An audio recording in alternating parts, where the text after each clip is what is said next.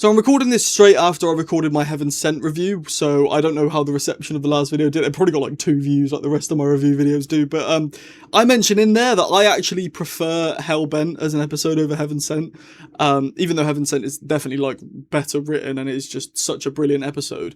I enjoy Hellbent more. And last summer I went on holiday and I assumed there'd be Wi-Fi where I was going on holiday. It turns out no Wi-Fi. And it just so happened that for some reason I had Name of the Doctor and Hellbent downloaded on my phone on BBC iPlayer for some reason, I don't know why. And so for about 10 days whilst I was on holiday, I just had that. I had Name of the Doctor and Hellbent as my only Doctor Who for those 10 days. So I watched Name of the Doctor. I think is a brilliant episode, and it's going to take me like another year and a bit to even get to covering that one. But for Hellbent, I wasn't like a massive fan, but I thought it was okay. After watching it a lot more and dissecting pretty much every sentence because it's the only thing I had to watch, it's a very good episode. And I want to just touch on let's just go for the main thing straight away. Spoilers going ahead, by the way. They brought Clara back. Clara's back. And she had a really emotional send-off in Face the Raven, and the Doctor's just spent a whole episode grieving her. Was it right for her to come back? Well, I don't think it's as big of a deal as people make it out to be. Actually, I disagree with what I've just said there. I think it is a big deal. She's back, and we are not supposed to like that. We don't like that. We don't like that she's back. We think she had a great send-off, and the Doctor just grieved her. Why is she back? But that is the point. The point is the Doctor is going too far. He's saving it. She had a send-off. He's grieved her, but he's still bringing her back. He's still bringing her back. And I just find that crazy. And I find it mental how people critique the episode for that. But that's the story. It's not real. It's not real. This is a fiction. And I think Moffat writing a story where the Doctor goes too far to save his love, because they love each other. I know this is my last time I'll get to say it. They love each other, by the way. It's not a it's not a thing of like, oh, they're platonic, like the Doctor and Donna. No, they love each other. They're romantically interested in each other. He waited 4.5 billion years in a confession dial to. I don't know why Moffat does that. He does it a lot where people wait for people. There was like a centurion Roman Rory who waited 2,000 years for Amy. Then Amy waited like 1,000 or a couple. Or I went 1,000. It was like 40 years for Rory and the girl who waited. There was other waiting. Then the little Amy was waiting in the garden for ages, and then the Doctor waited in the confession dial. I mean, he didn't technically wait; he was doing stuff, but he still waited 4.5 billion years. So, yeah, but no, look, I think we need to look past the fact that I don't think Moffat. I genuinely, I believe this. I don't think Moffat brought Clara back to boost ratings and to make more people watch because Clara's in it. I think he genuinely did it from a storytelling perspective, which makes a lot of sense. The Doctor will go too far for the person he loves, and this is a great way of showing it off. This episode has a lot of Moffat's timey-wimey non-linear writing, which if you watch my review channel, not this one, but my other review channel when I review Sherlock, I love Moffat episodes because I love non-linear writing. I love it. And no other writer in Doctor Who does it, which is a shame because, like, I love it. I love it so much when you see the aftermath of a situation before the situation. This episode opens in the Nevada desert. The Doctor walks into the diner. He sees Clara. He sits down and he's like, I'll have a lemonade or whatever. And Clara's like, oh, have you lost somebody? And he's like, yeah, I lost Clara. And Clara goes, oh, tell me about her. And we think, oh, well, what is going on here? Then later in the episode, the Doctor's like, I need to wipe Clara's mind. And he's telling this to Clara. He's like, I need to wipe Clara's mind. And we all go, oh, she doesn't recognise him. She doesn't recognise him because he's wiped her mind. That's sad. Then, only to find out at the end that it's the other way. She wiped his mind. He forgot her. And it's just a big twist. And I love that. And I think that's so well written. And the whole scene in the diner is so well written. And that's why I love this episode so much. I think it's so emotional. The actual return to Gallifrey, I can understand why people think it's a big wasted potential, I suppose people call it, don't they? I do like the Doctor has aura. He won the Time War, like they say in this episode. Rassilon says, who does he think he is? And one of the generals is like, the guy who won the Time War. And he's the guy who won the Time War. And he comes back, and for the first, I'm skimming through the episode now, for the first about 15 minutes, excluding the diner scene. For the first 15 minutes, the Doctor doesn't say a word. He doesn't speak. He doesn't say anything. He's just eating his soup. But then he says, his first words are, "Get off my planet." And he says this to Rassilon. And eventually all the soldiers on Gallifrey team up with the Doctor and they all banish Rassilon from Gallifrey. He's gone, no longer on Gallifrey because of how powerful the Doctor is. Then there's a lot of talk about the hybrid, which I'm just going to come out and say I don't like the hybrid as a story arc. It gets touched upon later on, which I'll just say now when he talks to Maisie Williams or a Shielder or me, where he just says like, "You're the hybrid because you're part human, part Maya," and she's like, "Well, I think you're the hybrid because you're part Time Lord, part human. Or, better theory, the hybrid isn't one person, but two people. And it's you and Clara. And you're together as the hybrid." And it's like, where's this come from? Also, why do the Time Lords think the Doctor knows about the hybrid? That's never explained. And also, why does the whole hybrid thing makes no sense. I don't know why it's here. It makes no sense. Like, the Doctor... The Doctor doesn't know about the hybrid, but he convinced them that he knew. How? How did he convince them that he knew? The reason that the Time Lords put him in the confession dial is to find out about the hybrid. But how do they think he knows about the hybrid? It's never mentioned. Like, I don't get it. So, and what are the chances that when the hybrid's never been mentioned before, but as soon as it starts getting mentioned, that's when the Doctor comes and saves Clara. I find it all a bit odd. I'm not a big fan of the hybrid, but anyway.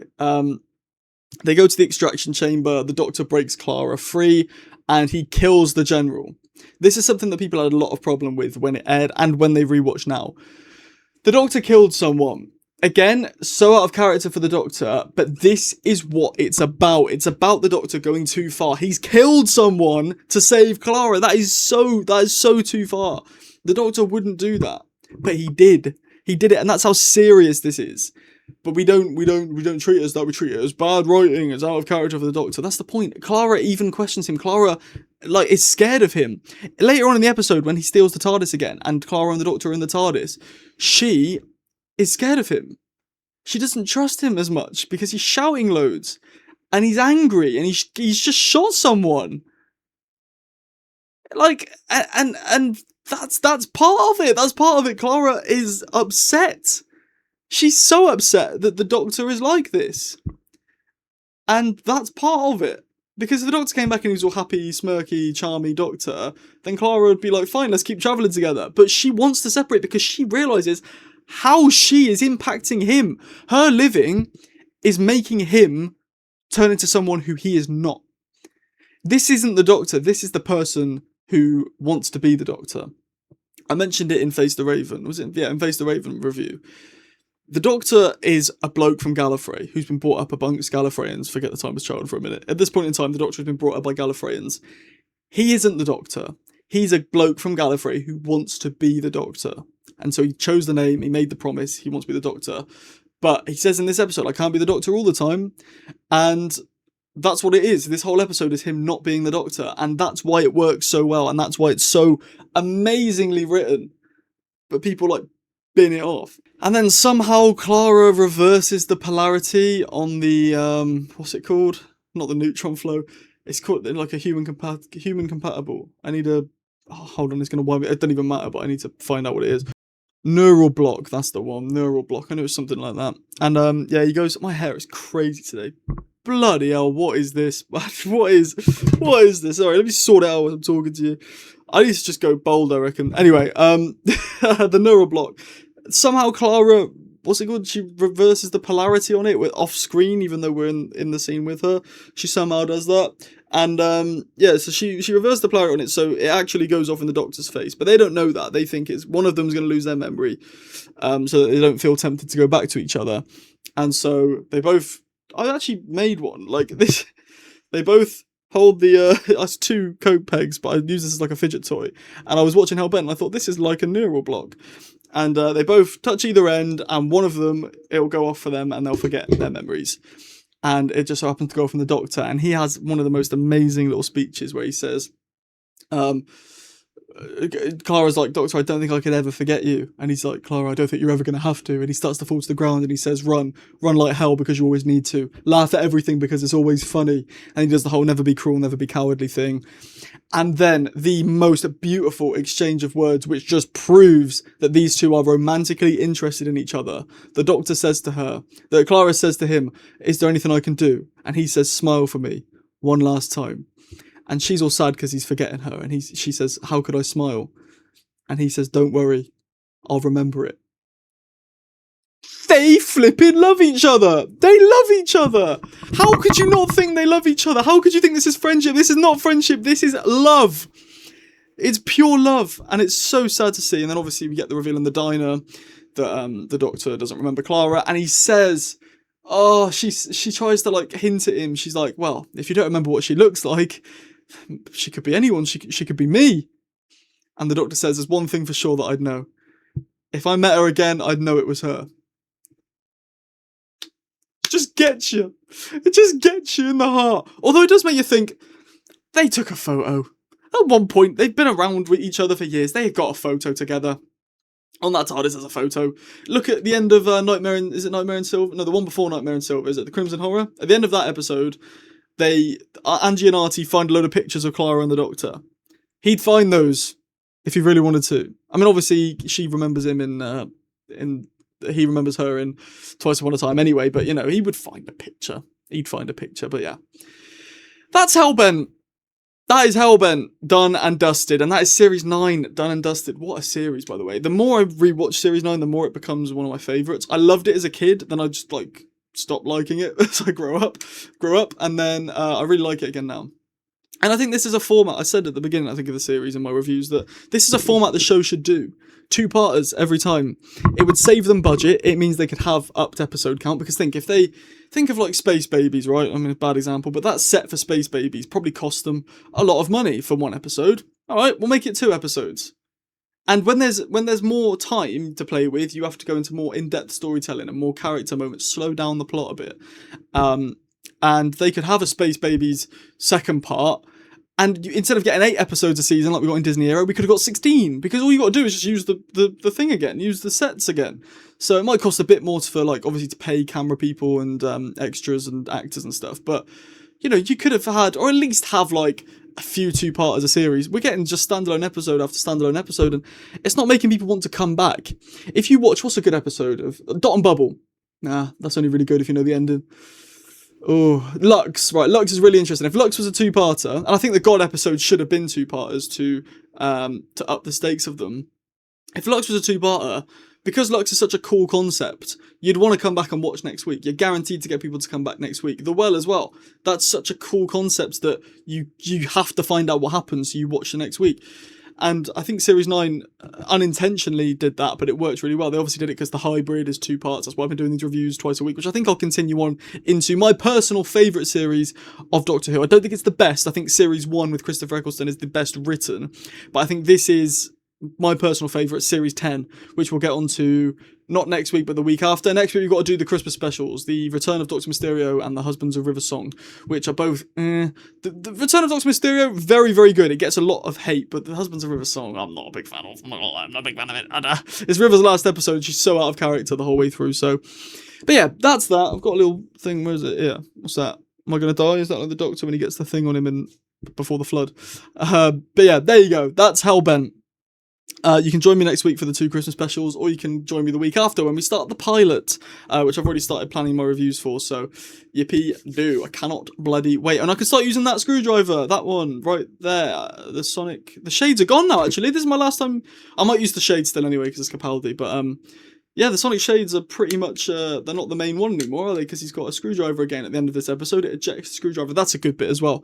You know, run you clever boy and be a doctor. That's really, really good. But yeah, there you go. The past few reviews, I've just sort of like rambled my thoughts on it rather than like writing down a detailed breakdown. So I don't know if you can tell, but yeah, there you go. But yeah, thank you for watching. If you enjoyed this video, drop a like. If you didn't, drop a dislike. You know the rules, it's absolutely fine. If you're new around here, please hit the subscribe button. It would mean the absolute world. Hit the notification bell. If you're new, you get notified every single time I post, which is every single day. So if that's your thing, do that. Leave a comment. Let me know what you think about Hellbent and what you think of Series 9 as a whole. If you could, well, scroll down in the comments, there's a button. If you're on mobile or near the comments, there's a button that says hype. Push the push the hype button. Sorry, push the hype button. It pushes my video out to way more people.